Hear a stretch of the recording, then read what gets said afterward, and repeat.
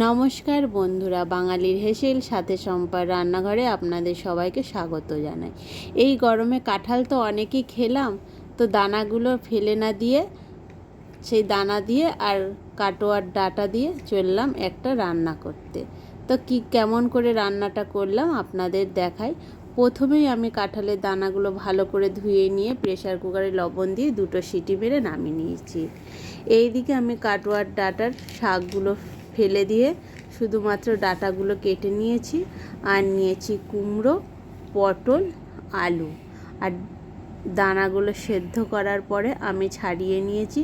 আর মশলা নিয়েছি জিরে গুঁড়ো, ধনে গুঁড়ো, আদা বাটা, হলুদ, লবণ, কাঁচা লঙ্কা, কটা চিংড়ি মাছ আর সর্ষে তেল নিয়ে এরপরে আমি কড়াইতে সর্ষে তেল দিয়ে তেলটা গরম হলে তাতে আমি পটলগুলো বেশ করে ভেজে নেব। পটল ভাজা হয়ে গেছে, এরপরে আমি চিংড়ি মাছগুলোও ভেজে নেব।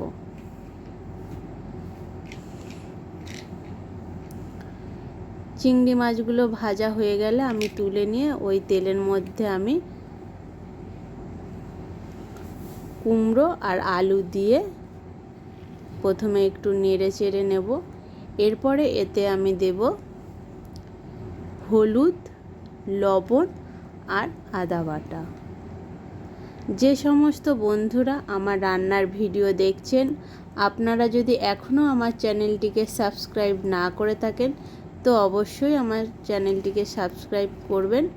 আর আরও নতুন নতুন রান্নার রেসিপি পাওয়ার জন্য পাশে থাকা বেল আইকনটিকে প্রেস করবেন।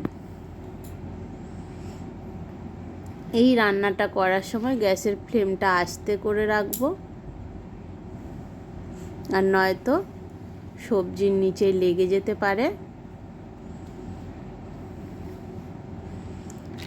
এইভাবে বাড়িতে একবার রান্না করে দেখবেন বন্ধুরা, খেতে কিন্তু বেশ ভালোই লাগে।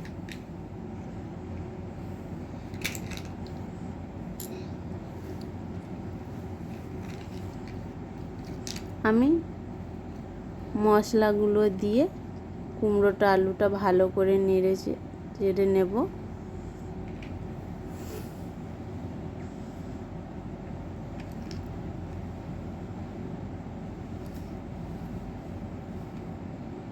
এরপরে আমি যে কাঁচা লঙ্কাগুলো নিয়েছিলাম সেই লঙ্কাগুলো দিয়ে দিলাম।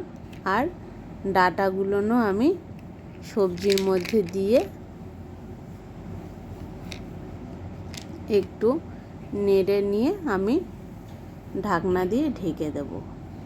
এরপরে আমি যে পটল আর চিংড়ি ভেজে রেখেছিলাম সে পটল আর চিংড়িও দিয়ে দেব। দিয়ে এবার আমি যে জিরে আর ধনের গুঁড়োটা রেখেছিলাম তাতে একটু জল মিশিয়ে আমি সবজির মধ্যে জিরে আর ধনে গুঁড়োটা দিয়ে দেব। আপনারা জিরে আর ধনে বাড়িতে বেটেও দিতে পারেন। এরপর আমি ভালো করে সবজিটা সব একসাথে মিশিয়ে নেড়ে নিয়ে আমি একটা ঢাকনা দিয়ে ঢেকে দেব।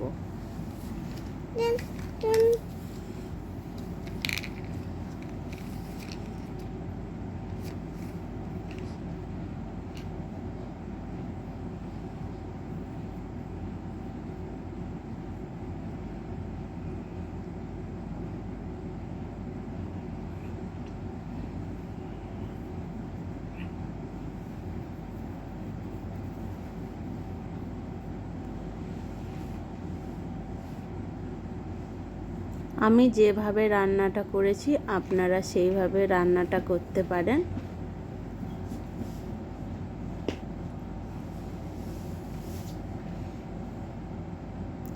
এরপরে আমি যে কাঁঠালের দানাগুলো ছাড়িয়ে রেখেছিলাম সেইগুলো সবজির মধ্যে দিয়ে আবারও আমি সবজিটাকে ভালো করে নেড়ে নেব।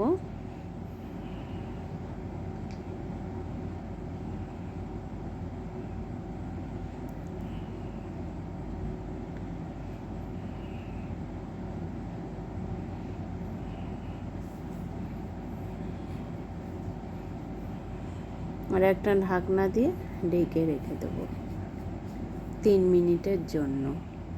3 মিনিট পরে ফিরে এসেছি। দেখুন বন্ধুরা, সবজিটা একটু বেশ ভাজা ভাজা হয়ে এসেছে। এরপরে আমি এর মধ্যে কিছুটা জল দেব।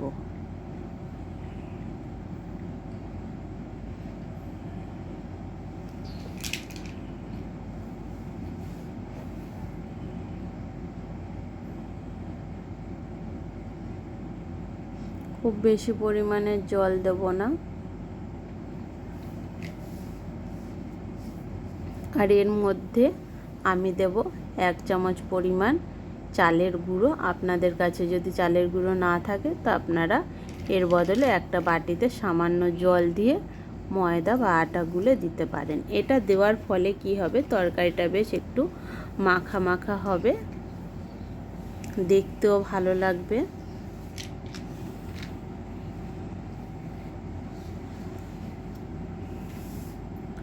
মাঝে মাঝে আমরা তরকারির ঢাকনাটা খুলে সবজিটাকে একটু নেড়ে চেড়ে দেব।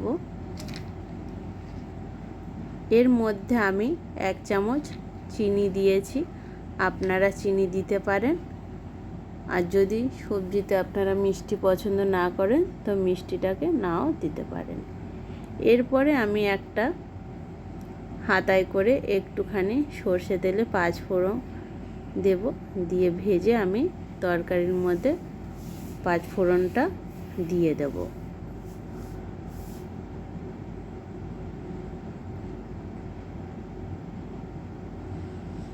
দিয়ে এবার আমি একটু তরকারিটা ফোড়নের সাথে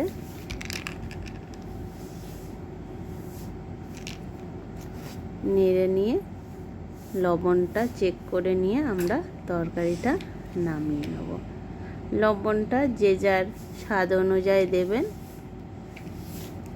এই আমার কাঁঠালের দানা দিয়ে কাটোয়ার ডাঁটা দিয়ে তরকারি রেডি। এরপরে আমরা এটাকে নামিয়ে নেব।